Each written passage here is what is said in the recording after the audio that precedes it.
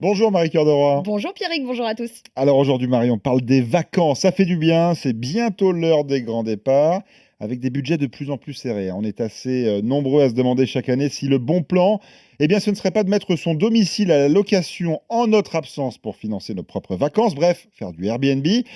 Alors pour tous ceux qui sont tentés, on va faire un petit rappel au règlement parce que c'est pas si simple que ça le Non, Airbnb, hein. c'est un euphémisme, hein, c'est ultra compliqué, on va essayer de faire simple. Alors, il y a déjà un socle commun de règles générales, avec globalement, je mets de gros guillemets, deux cas de figure. Soit c'est votre résidence principale que vous mettez à la location saisonnière, auquel cas vous êtes limité dans le temps.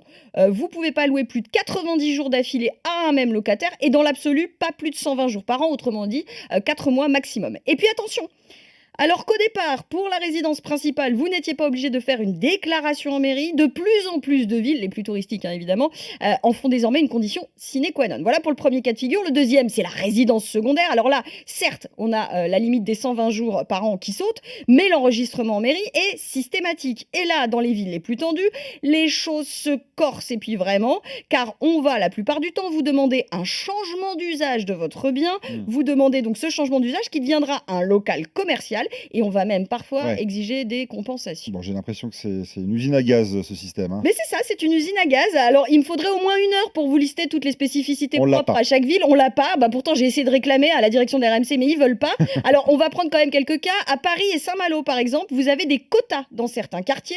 Vous avez aussi donc le fameux système de compensation dont je vous parlais. Alors, initié à Paris, il est en train d'être adopté par plus en plus de villes. Dernière en date, les 24 communes tendues du Pays Basque, parmi lesquelles Bayonne, Biarritz, Mhm. Saint-Jean-de-Luz.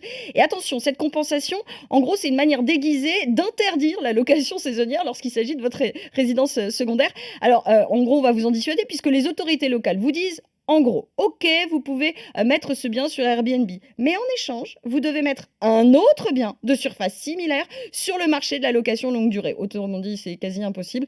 Bref, on n'a pas Hmm. de liste exhaustive des villes et des règles. Mieux vaut se renseigner directement auprès de votre ville. C'est tellement compliqué, tellement que les professionnels de l'immobilier restent très frileux à recommander ce type de location. Écoutez Guillaume Martineau, le patron du réseau Orpi.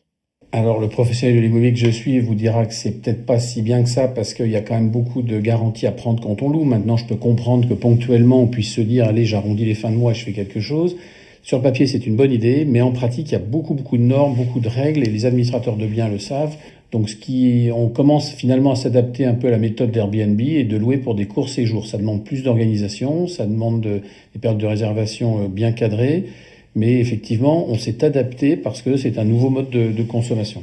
Et Marie, c'est pas forcément une mauvaise idée hein, de se faire épauler par un professionnel car les sanctions peuvent être très très Oui, lourdes. alors là encore, tout dépend des règles que vous n'allez pas respecter, mais globalement, ces amendes, elles vont jusqu'à 50 000 euros, voire plus, si vous faites la très grosse bêtise, celle de sous-louer un logement Ah dont oui. vous n'êtes que locataire. Hmm. Il y a à peine 3 mois, un Parisien a dû rembourser plus de 200 000 euros à son Ouh là là là propriétaire. là là. Bon, après, il avait sous-loué 329 fois son studio. Alors, notez quand même que la sous-location, elle est possible, elle n'est pas interdite, mais l'accord écrit de votre propriétaire reste une absolue nécessité.